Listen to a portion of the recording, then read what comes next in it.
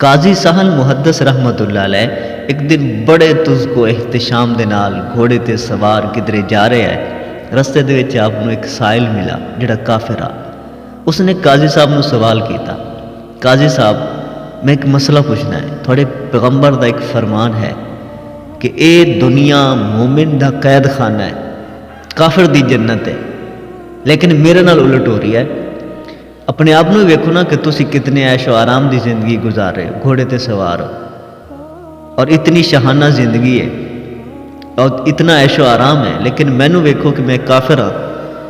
لیکن اس کے باوجود میری زندگی اتنی خستہ حالت دی ہے، اتنی گھٹیا ہے، اتنی بری ہے کہ میں بیان نہیں کر سکتا، میرا رزق ہی پورا نہیں ہوتا، میری حالت تواڈے سامنے ہے، تو مینوں تواڈے پیغمبر دا فرمان سمجھ وچ نہیں آیا۔ قاضی صاحب نے اس نے جواب دیتا کہ میرے پیغمبر صلی اللہ علیہ وسلم دا فرمان سچ ہے، اور اتنا سمجھ ادو آئے گا جدو تو جہنم میں جاویں گا۔ جدو تو جہنم میں جاویں گا، جہنم دا عذاب علیم تیرے تے مسلط ہوئے گا نا، اس وقت تینوں اے دنیا جنت محسوس ہوئے گی۔ اور میں مومن ہاں، میں جدو جنت دے وچ جاواں گا، جنت دی نعمتاں ویکھاں گا،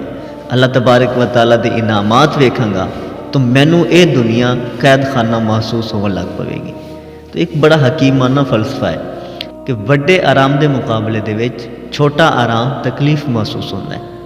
اور وڈی تکلیف دے مقابلے دے وچ چھوٹی تکلیف آرام محسوس ہوتی ہے۔ اس واسطے رسول اللہ صلی اللہ تعالیٰ علیہ وسلم نے ارشاد فرمایا کہ ہمیشہ آپ تو تھلے والے درجے والے لوگوں نو ویکھو، تسی اللہ تعالیٰ دے شکر گزار بندے بن جاؤ گے۔ تو جدو بندہ آپ تو تھلے والے نو ویکھے گا، بندہ اللہ تعالیٰ دا شکر کرے گا، لیکن جدو آپ تو اوپر والے نو بندہ ویکھے گا، پھر بندہ اللہ تبارک و تعالیٰ دی بارگاہ دے وچ شکوہ کرے گا۔ کہ ظاہر ہے کہ جدو کانا انے نو ویکھے گا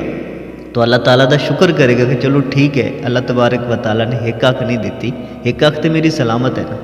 میں اس انے تو بہتر نہیں دی، دو اکھیں کیوں نہیں ہے۔ لیکن جدو وہ کانا دو اکھ والے نو ویکھے گا تو پھر وہ شکر نہیں کر سکے گا، بلکہ وہ شکوہ کرے گا اللہ تعالیٰ دی بارگاہ دے وچ۔